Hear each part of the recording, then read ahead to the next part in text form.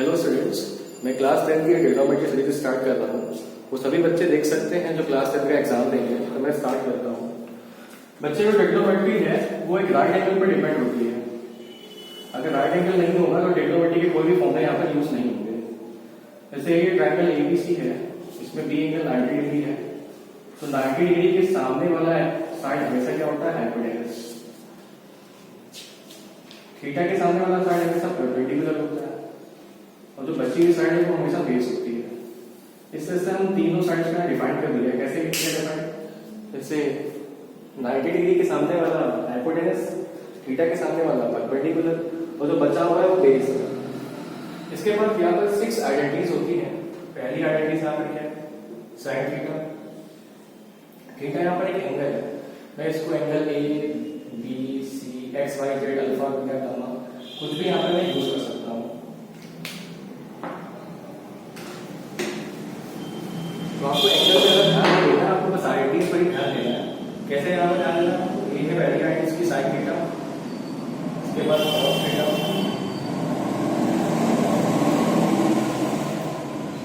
Tan theta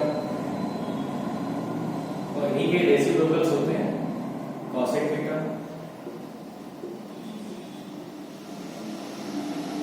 cos का reciprocal होता है सेक थीटा और टेन का होता है कॉट थीटा। अगर मैं इन्हीं को फॉर्मूले के फॉर्म में लिखूंगा तो कैसे लिखूंगा? साइन थीटा स्क्वायर क्या होगा, 1/cos थीटा। कॉस थीटा क्या होगा, 1/sec थीटा। टेन थीटा क्या होगा, 1/cot थीटा। तो ये रेसिप्रोकल्स के फॉर्मूले हैं, उनको क्वेश्चंस में कैसे यूज करना है मैं बाद में बताऊंगा। इसके बाद एक और आपको चीजें याद रखनी होंगी।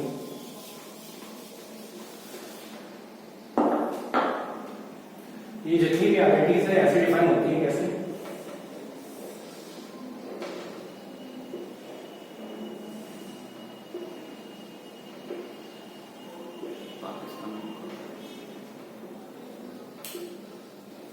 इसको याद करने का एक तरीका है, पाकिस्तान भूखा प्यासा, हिंदुस्तान हरा भरा। इसमें पी परपेंडिकुलर है, बी बेस है, एच हाइपोटेनस है। जैसे मैं साइन थीटा को डिफाइन कर दूंगा तो साइन थीटा क्या लिखूंगा मैं यहाँ पर? साइन थीटा क्या है यहाँ पर? पी अपॉन एच, मतलब परपेंडिकुलर अपॉन हाइपोटेनस। तो इसका कॉसेक थीटा क्या होता है? जैसे इसी का रेसिप्रोकल अभी मैंने बताया था कि कॉसेक थीटा साइन थीटा का रेसिप्रोकल होता है, ये हो जाएगा एच अपॉन पी। इसके बाद आता है कॉस थीटा। बच्चों कॉस थीटा क्या होगा यहाँ पर? B upon h. Cos theta का रेसिप्रोकल क्या होता है? Sec theta. तो सेक थीटा क्या हो जाएगा? H upon b. इसके बाद आता है टेन थीटा, ये क्या होगा? P upon b. टेन का रेसिप्रोकल क्या होगा? कॉट, ये क्या होगा? B upon b. इसका यूज हम लोग कहां पर करेंगे? हम लोग को अगर किसी भी एक आइडेंटिटी की वैल्यू पता होगी तो बाकी रिमेनिंग आइडेंटिटीज को हम फाइंड कर सकेंगे। अब वो मैं सिखाने जा रहा हूं कैसे आपको फाइंड करना है। आपको बस ये याद रखना है। आपको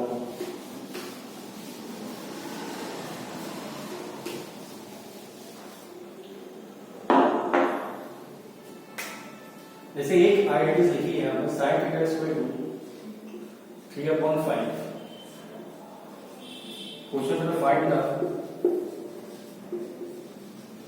rest of all trigonometric ratios। मतलब क्वेश्चन में ये बोलता है कि साइन थीटा गिवन है, बाकी जो बची हुई 5 आइडेंटिटीज है उन्हें फाइंड करना है। कैसे फाइंड करेंगे? मुझे पता है साइन थीटा क्या होता है? P upon H, perpendicular upon hypotenuse. अब मैं इसे यहाँ पे फिगर में डिफाइन करूंगा तो कैसे डिफाइन करूंगा? ये 90 है, अभी हमने बताया 90 के सामने वाला क्या होता है? हाइपोटेनस। थीटा के सामने वाला क्या होगा? परपेंडिकुलर। ये हो गया। इसके बाद मुझे बेस चाहिए, तो हर राइट एंगल ट्रायंगल में पाइथागोरस रूल फॉलो होता है। अगर मैं यहाँ पाइथागोरस लगाऊं तो क्या लिखूंगा यहाँ पर? H square is equal to b square plus perpendicular square. H का स्क्वायर 25, पी लगाएंगे माइनस का 9 और 20 लगाएंगे 3। इसका मतलब यहाँ पे बी कितना आ जाएगा? यहाँ पर 4 आ जाएगा। यहाँ से मैंने बी फाइंड कर लिया। यहाँ पर हमेशा दो साइड बताओ कि एक साइड हम लोग पाइथागोरस से फाइंड कर लेंगे। बी कितना आ गया? 4। इसके बाद cos थीटा क्या होता है? b upon h। b कितना है 4, h कितना था 5, tan थीटा कितना है p अपॉन b, p कितना था 3, b कितना है 4।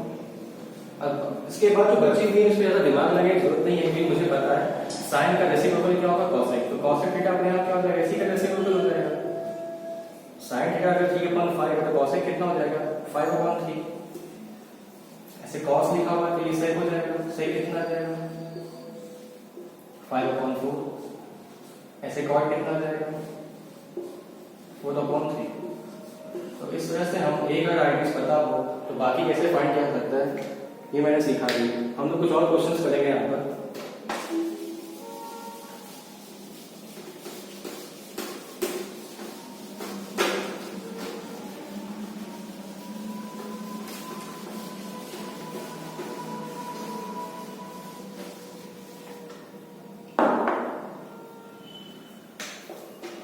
इसको मैं यहाँ लिख देता हूँ ताकि आप लोग को याद है हमेशा ये।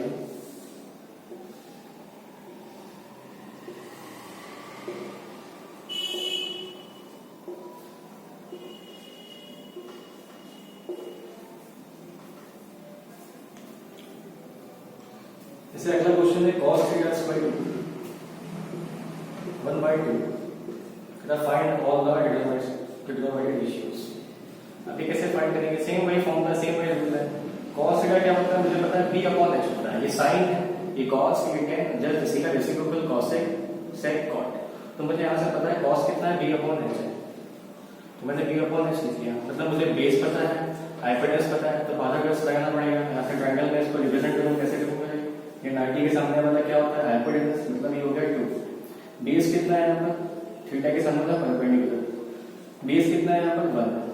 अब मैं पाइथागोरस लगाऊंगा, हाइपोटेनस का स्क्वायर बेस का square plus perpendicular square. Hypotenuse कितना है यहाँ पर 2 का स्क्वायर 4, बेस कितना है 1 का स्क्वायर 1 प्लस b स्क्वायर। यहाँ से p कितना आ जाएगा √3। इसके बाद मुझे साइन पता है, साइन का कैसे आएगा p अपॉन h। अभी मैंने p फाइंड किया √3, h कितना है यहाँ पर 2, tan थीटा कितना है p अपॉन b, p कितना है √3, b कितना है 1। इसके बाद आप जितने भी बचे हुए साइन का cosec इसका रेसिप्रोकल हो जाएगा, tan का cot और cos का sec रेसिप्रोकल करके बाकी सारे वैल्यूज को हम फाइंड कर लेंगे। ये क्वेश्चन तब पॉसिबल था जब मैंने एक एंगल बताए थे, अब एक ही क्वेश्चन में 2 एंगल आ गए तो कैसे इसको करें क्वेश्चन, ये मैं सिखाऊंगा आपको।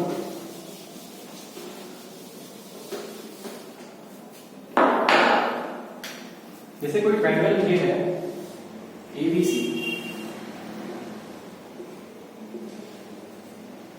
इसमें बी एंगल 90 डिग्री है, ये थीटा है और ये एंगल फाई है।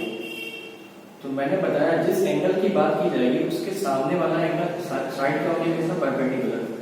अगर मैं यहाँ पर cos थीटा बोलूँ तो cos थीटा क्या होगा, यहाँ पर ये हो गया परपेंडिकुलर या बेस, क्योंकि अभी मुझे क्लियर नहीं कि किस एंगल की बात की जा रही है। ये तो हमेशा फिक्स रहेगा हाइपोटेनस, ये परपेंडिकुलर अपॉन या बेस, इनमें से कोई भी साइड हो सकती है। अब cos थीटा की बात की तो cos थीटा क्या होता है, मतलब बेस अपॉन हाइपोटेनस, मतलब हाइपोटेनस उसका फिक्स है। इसके लिए बेस क्या होगा, मैंने बताया थीटा के सामने वाली साइड हमेशा क्या होगी परपेंडिकुलर, ये तो परपेंडिकुलर होगी थीटा के बेस में, तो बचा क्या BC क्या हो जाएगा यहाँ पर बेस हो जाएगा। मैं फिर से एक बार समझाता हूँ आपको।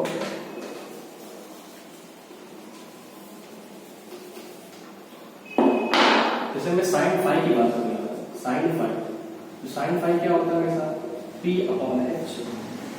मैंने बताया जिस एंगल की बात होगी, यहाँ पे किस एंगल की बात होगी फाई, तो फाई एंगल की बात होगी, एंगल के सामने वाला साइड हमेशा क्या होती है परपेंडिकुलर। तो फाई के केस में BC क्या हो गया यहाँ पर परपेंडिकुलर, BC हो गया परपेंडिकुलर। हाइट हमेशा हाइपोटेनस हमेशा फिक्स रहती है, इसमें कोई चेंजमेंट नहीं होता है। जैसे मैं tan थीटा की बात करूँ, tan थीटा यहाँ पर क्या होगा, अब ये थीटा है, थीटा क्या होता है tan थीटा क्या होता है p अपॉन b। तो थीटा के केस में मैंने बताया इस एंगल के सामने वाला साइड क्या होता है हमेशा परपेंडिकुलर, ए बी। तो ये तो हाइपोटेनस है। बेस क्या होगा? बेस अपने आप क्या होता है? बीसी हो जाएगा। अगर मैं टेन फाइव निकालूं तो क्या लिखूंगा? टेन हमेशा क्या होता है? Perpendicular upon base. अब मैंने फाइव के केस में पूछा है, फाइव के केस मतलब एंगल के सामने की साइड हमेशा क्या होती है? परपेंडिकुलर, मतलब ये हो गया बीसी एंड रिमेनिंग साइड अपने आप क्या होगी? परपेंडिकुलर होगी ए बी। तो यहाँ से जब दो एंगल एक साथ आएंगे तब कैसे डिफाइन करना, तो मैंने आपको बताया। इस पर हम एक क्वेश्चन भी करेंगे।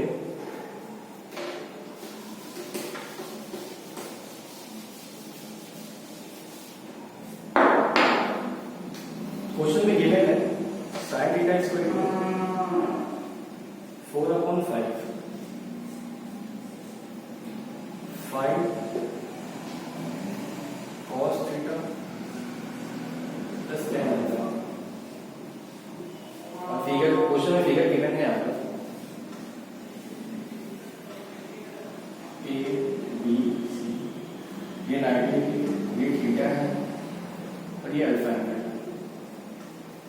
साइन थीटा क्या होता है? P अपॉन H, मतलब ये हो गया P, ये हो गया H। मतलब मुझे परपेंडिकुलर पता है, हाइपोटेनस पता है, तो मुझे यहाँ पर बेस पता चल जाएगा। तो बेस यहाँ पर क्या होगा? फिर से वही पाइथागोरस यूज करेंगे हम लोग। 5 का स्क्वायर माइनस 4 का स्क्वायर 25 माइनस 16, ये कितना आ जाएगा? 9। बेस कितना आएगा? 9 का आइडेंटिटी कितना होता है? 3।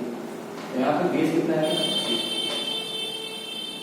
इसका मतलब मुझे तीनों साइड पता चलेगी। अब मुझे cos थीटा लिखना है, तो cos थीटा क्या होता है? यहाँ पर cos थीटा होता है b अपॉन h।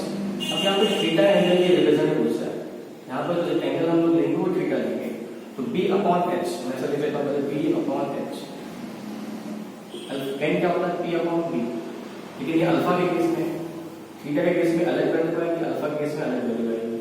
इसमें यहाँ पर अगर cos अल्फा ही लिखूं तो आप ज़्यादा समझ में आएगा कि कैसे दोनों वैल्यू यहाँ पर चेंज हो जाएगी।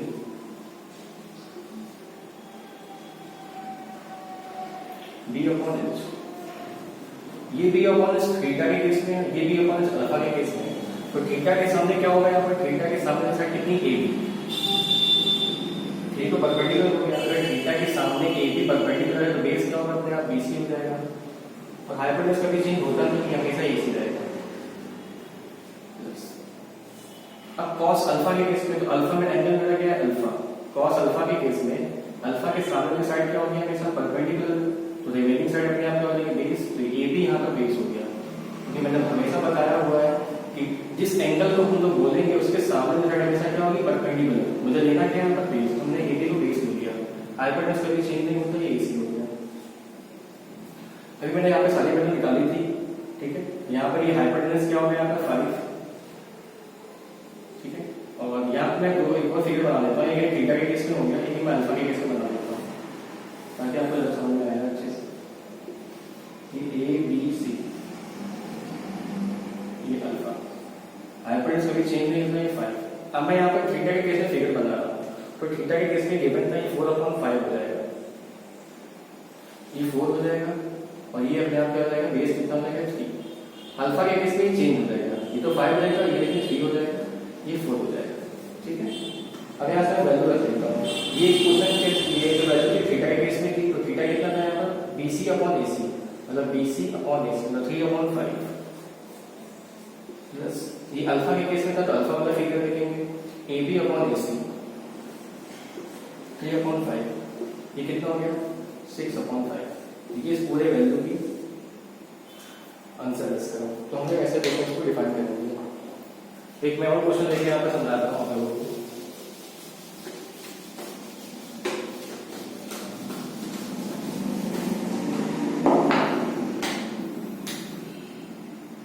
लिखा है tan theta is equal to 2/3। now find the value of, ऐसे लिख देता हूँ tan alpha is equal to 1/2। find the value of cos theta, cos alpha plus sin theta sin alpha. अब इस क्वेश्चन को कैसे करेंगे? तो यहाँ पर दो अलग वैल्यू दी है, थीटा के केस में, अल्फा के केस में, तो मुझे दो फिगर बनाने पड़ेंगे यहाँ पे। पहला मैं बनाऊंगा थीटा के केस में, ये एंगल थीटा है, ये 90 डिग्री। मुझे अगर मैं थीटा की बात करूँ तो tan थीटा कितना गिवन है आपको 2/3 और tan थीटा होता कितना है p/b होता है। मतलब मुझे परपेंडिकुलर पता है और बेस पता है, मुझे यहाँ पर हाइपोटेन्यूज चाहिए। तो हाइपोटेन्यूज क्या होगा यहाँ पर वुड के अंदर इसका स्क्वायर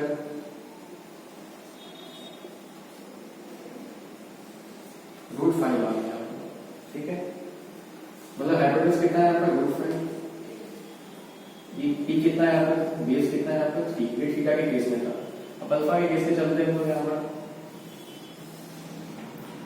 यहाँ पर अल्फा है,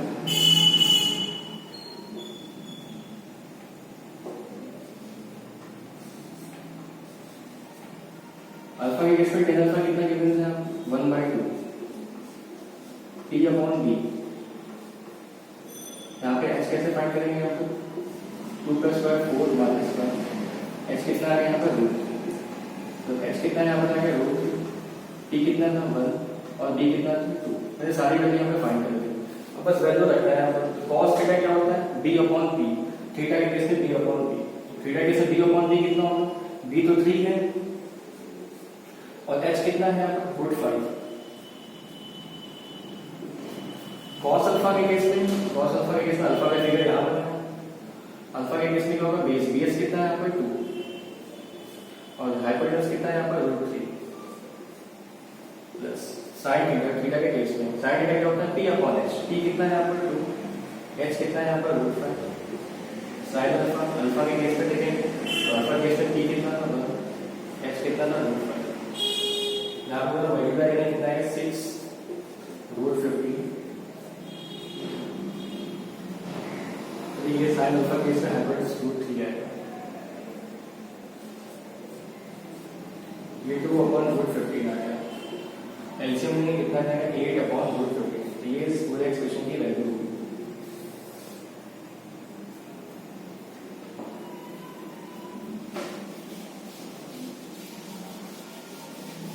आपको समझ में आ रहा होगा।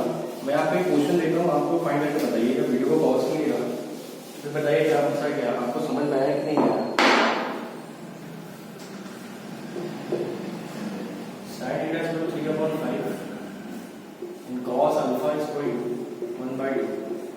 Find the value of tan theta plus tan alpha. आपको ये वैल्यू फाइंड करनी है।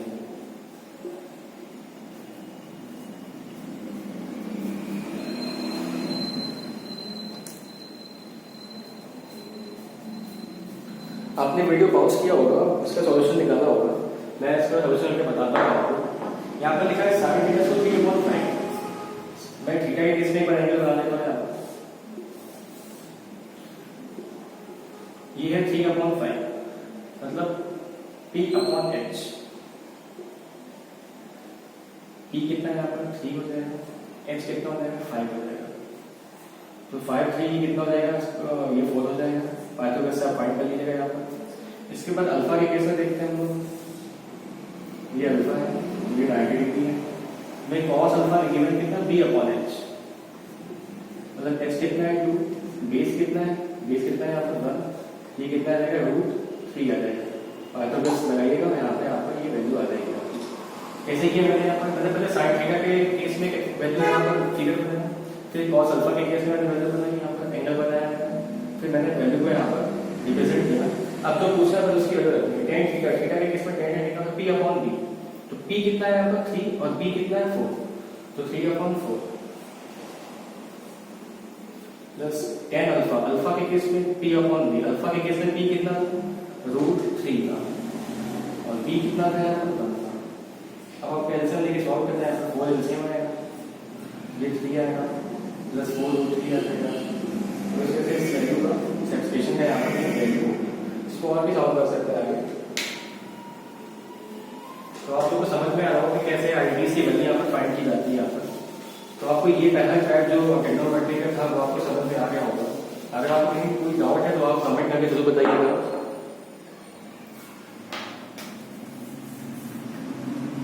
इसके बाद कुछ क्वेश्चन है यहाँ पर, मैं इसके बाद एक दूसरी आइडेंटिटीज है यहाँ पर, वो मैं लिखता हूँ यहाँ पर। एक पहली आइडेंटिटी यहाँ पे sin square theta plus cos square theta equal to 1। दूसरी है sec square theta minus tan square theta equal to 1, और लास्ट है cosec square theta minus tan square theta sorry cot square theta equal to 1। तो इन तीन identities का कैसे use होगा वह मैं आपको बताऊंगा, बट कैसे इसकी प्रूविंग कैसे होगी वो मैं दिखाता हूँ आपको।